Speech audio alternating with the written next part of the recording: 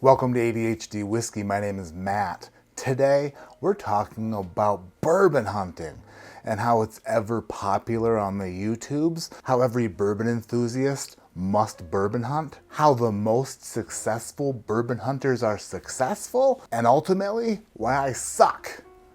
Huge things at bourbon hunting. But before we dive clean face first into this subject, let's first talk about today's video sponsor. Today, I've partnered with Geology to bring you this sponsored video. What's Geology? If you haven't heard about Geology yet, then you're living under a rock. Get it? Geology creates simple and effective skincare and hair care routines that are customized just for you. Their products are built on just a handful of powerful and proven ingredients that dermatologists have been using forever. Committing to better skin doesn't have to be difficult. We all know we should take care of our body's largest organ, but we don't know where to start. We all want clear and healthy skin, but we have our own unique needs. And by taking Geology's 60-second personalized quiz, they'll find out your needs and set you up with a custom skincare routine unique to you. All you gotta do is just answer a few questions. And before you know it, you'll be ranting and raving about Geology in the best of ways. Like me. I hate having an extra oily, icky face. And thanks to Geology, I'm less of a disgrace. Ain't nobody dope like me feeling so fresh, so clean. I'm washing my face twice a day. I have the AM and PM moisturizers. AM with the 15 SPF built right in. The night cream, friggin' retinol formula. And the eye cream, zing, puts a little bounce back into these bags. So if you're sick of skincare routines that aren't working or you just want to know where to start, click on my link in the description. Grab 70% off your personalized skincare routine trial. Plus, you'll get a free gift and 50% off all add-ons. Thank you so much, Geology, for partnering with me. Thank you for taking care of this.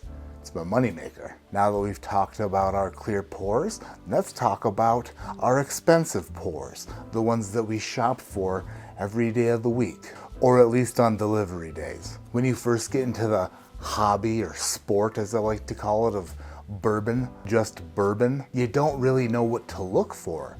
Everything new on the shelf is new. You taste different things, you try different things, different distilleries, different mash bills, different types of whiskey, things from around the country, from around the world. Everything you taste is a new experience. But then before you know it, relatively soon, you'll run into an asshole like me on the internet talking about the top 10 whiskeys of 2024, the top 5 whiskeys you should be shopping for right now, the top 7 whiskeys that I tasted that make me go, ooh. And then you wonder if everything that you've tasted is terrible in comparison to the things I'm talking about. Could it be true that the things that you've been tasting is poo, or are poo? So you say, oh, Fat Porter tells me that I need to go out and buy a bottle of Stag. So I go out to the store and I'm like, hey, where can I find some Stag? Do you have any? And then Cody behind the counter does the laugh that makes you want to punch him right square in his friggin' Cody face. And you're like, whoa, bro, I don't get it, Cody.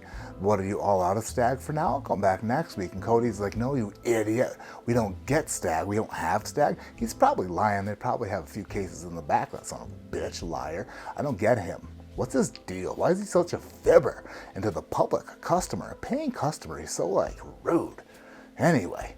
Turns out Cody's establishment doesn't have Stag, so you go next door. Same thing, giggles and laughs and smirks and huffs and puffs, and you have to leave that store. Then you're like, Fat Porter fed me a bunch of shit. You can't even buy it. That's true. That's true. Turns out there's this entire category of whiskey and products around the world that aren't even whiskey related called allocated. Allocated means shit ain't easy to get. If that's not the definition of allocated, then I would submit that it should be. And if they reject my submission for that being the definition, then I'll open my own dictionary store and put the word allocated in there, and under the definition it'll be shit's hard to get. Then I'll close that dictionary store because that was the only reason I opened it in the first place. So we're just talking about a bunch of shit that's hard to get. And if you read the comment section, it's a bunch of people in the comment section saying that exact thing. Hey, we can't get that. I can't find that. It's way too much. People are buying them and flipping them.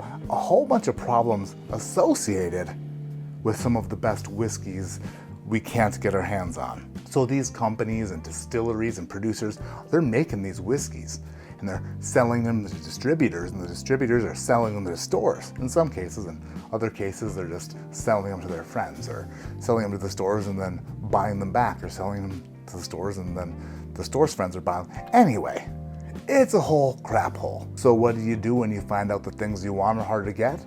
Well, if you really want them, you put your thinking cap on and find out ways to get them. Follow around delivery trucks. You could stalk the delivery drivers' Facebook accounts. You could stalk their family's accounts and make threats or demands. Don't recommend that one. But when it comes down to it, allocated stuff, impossible to get. You'll never get your hands on it, neither will I. America. Oh, this little guy? I won't worry about this little guy. So you gotta go to your local stores and make friends with the owners and the store clerks and, you know, the people stocking the shelves, and maybe you've got a distributor buddy who whatever, or maybe a friend of a friend. It's a whole lot of talking and a whole lot of conversation and a whole lot of like give and take. Over the course of time, you may build relationships with your local stores. If you build the relationships good enough, like any good ship, they'll hold you some pours. Problem is, people like me, introverts, friggin' stupid idiot introverts who would rather talk to a camera than the public, we get into public and we panic. We stress sweat. We walk into a store with the best intentions of asking them questions and finding out how to get our hands on the best of their shit.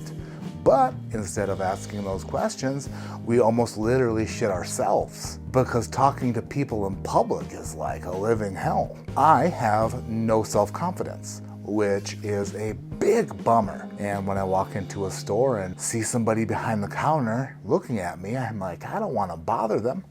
I don't want to say words to them. What if they don't like me? I can already tell they don't like me. They look at me and think I was the guy digging through their dumpster after closing last night, trying to find their leftover takeout food. Not because they can't afford it, but just because they can't get enough to eat. I get super shy in these situations. Super shy. Even when they talk to me first, I just start shaking and trembling. I don't know what to do. Anything you're looking for today, sir? I'm just kind of peeking at your bourbons. That's all I say ever. That's all I ever say. Oh, just taking a look at your bourbons. Shut up, Matt. Shut up, Matt. You know what you should do, Matt? Is get a list like Jim Carrey in Liar Liar when the cop pulls him over and asks him if he knows why he stopped him. And he's like, I was doing this and this and this and this and this and speeding. I wish I had a list in my head so that whenever a clerk or an owner or a manager or a friggin' anybody asked me what I was looking for today, I could just rattle them off from the top of my head, but I can't because I suck. I feel like I've been wanting to get this off my chest for a while. A weight is being lifted now that you know that I am a public sucker. I suck in public. I always tell myself that I don't want to bother them, but that's not true. It's bothering me. I've lived in Colorado since like 2021, 2022, 2023, 2024. I've been living in Colorado for 4 years now, and my relationships with stores here are basically where they started at. Do they recognize me? Sure. Do they know anything about me? Maybe. Maybe that I've gained weight and lost weight and gained weight and lost weight. Hey, here comes the guy that can't keep his eating under control, except for some of the time. I did actually get to talking to an owner of a store down the street. She was awesome, super nice. She liked to shoot the shit. She joked around a lot, and we got along fine. Her grandkids went to the same school my kids go to, so I'd see her in like the pickup line and stuff. Perfect. Guess what? She sold the store. Now all of a sudden I'm back to where I started, completely shitting my pants every time I go into the store. I'm just scared of what they'll say or think. It's a problem I have. It's a problem I have and I can't get over it. I freeze up and I panic. So thank goodness some of my viewers and patrons and friends, once in a while they shoot me a message and they're like, hey Matt, have access to another birthday bourbon. Would you like to buy it? And I'm like, that is so easy. Absolutely. Now you must be thinking they're very good friends because they could sell it for like a lot more than they bought it for, right? Totally right. Super right. And this is kind of like a thank you video. A thank you video to all of you who've acquired bottles for me that I've purchased or that you've given to me in the past. Without you, this channel would suck.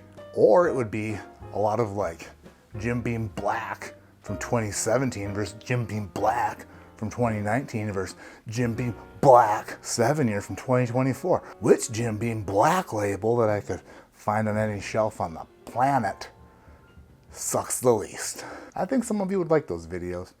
I don't know. But if you fancy yourself a bourbon hunter, I think that you need to be a little bit of an extrovert, a little bit of a public talker, have some personability to you, if that's a word. It makes me wonder when AI does take over and a robot approaches me and says, "What are you looking for anything?" Will I be able to communicate to the AI robot better than I can communicate to friggin' Gwendolyn behind the counter with a V-neck shirt and like a tattoo across her chest that says "less"? I'm guessing it says "blessed," but I can't see her whole chest. I feel so comfortable talking to a camera, but not people. And I think that when I meet people in public, it becomes a problem. Every time I meet somebody who watches the channel, I am one anxiety-ridden ball of awkwardness.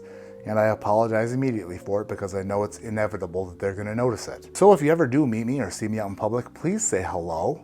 Please say hello. Just know that it's gonna be awkward. Maybe this video wasn't so much about bourbon hunting as it was some self-exploratory venting. I need to read a book by like David Joggings or whatever his name is.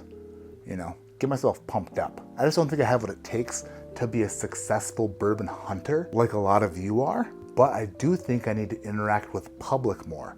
And if that has to be on camera to prove to you how weird it is, then I think it has to happen. That's gonna do it for this video. Matt Madness is back, by the way, if you didn't hear. Friday nights, 9 o'clock Eastern.